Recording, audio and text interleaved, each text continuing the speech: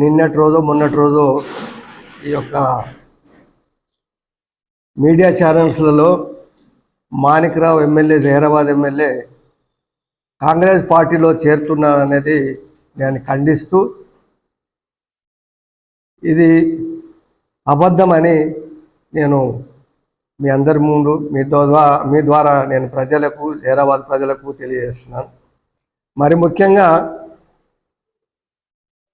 నాకు ఈ పార్టీలో మొట్టమొదటిగా నాకు పార్టీ టికెట్ ఇవ్వడం జరిగింది.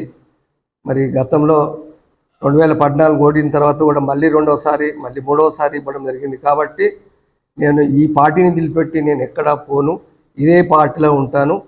కాబట్టి నేను ఎవరైతే నన్ను అనుమానిస్తున్నారో మీరు అదంతా మానుకోవాలి.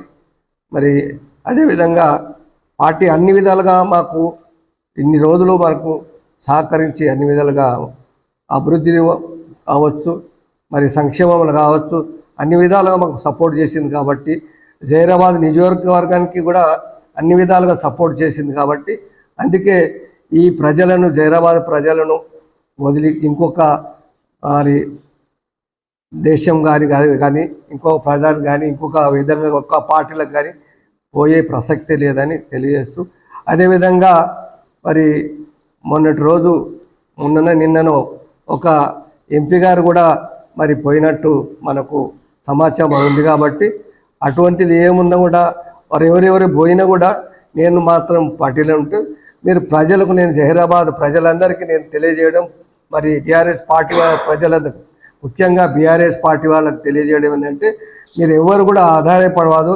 జహీరాబాద్ ప్రజల్లో, మన జహీరాబాద్లో ఉన్నటువంటి బీఆర్ఎస్ పార్టీ వాళ్ళు ఎవరు కూడా మరి ఆధారపడవద్దు. మీకు తప్పకుండా మీకు తోడు నీడ అన్నింటి విధంగా మిమ్మల్ని ఆదుకునే విధంగా ఉంటూ, చాలా సంవత్సరాలుగా మరి మీరు అందరూ చూసింది, గతంలో కూడా కాంగ్రెస్ ఏం లేదు, కానీ మొన్నటి రోజున కొన్ని విజయాలుగా మరి విజయం సాధించి, కానీ ఇంకా రాబో దినాలలో మన పార్టీ తప్పకుండా విజయం సాధిస్తూ, తప్పకుండా అన్ని విధాలుగా ప్రజలకు అన్ని విధాలుగా ఇన్ని రోజులు ఈ 10 సంవత్సరాలు ఎంతైతే అభివృద్ధి, సంక్షేమం అన్ని విధాలుగా చేసిందో, కాబట్టి రాబో దినాలు కూడా తప్పకుండా బీఆర్ఎస్ పార్టీ మళ్ళీ గవర్నమెంట్లోనే, ప్రభుత్వంలో వస్తుంది. కాబట్టి మళ్ళీ తప్పకుండా ప్రజలను అన్ని విధాలు ఆదుకునే విధంగా, మరి ముఖ్యంగా జహీరాబాద్ ప్రజలకు అందరికీ కూడా తోడు నీడగా అన్ని కూడా వింటాం. కాబట్టి మనకు హైకమాండ్ ఏదైతే ముఖ్యమంత్రి, అదేవిధంగా మాజీ ముఖ్యమంత్రి కేసీఆర్ కానీ, హరీష్ రావు కానీ, అదేవిధంగా అన్ని విధాలుగా మనకు సహకరిస్తాం. కాబట్టి తప్పకుండా మీరు అందరూ కూడా మరి ప్రజలందరికీ నేను తెలియజేయడం,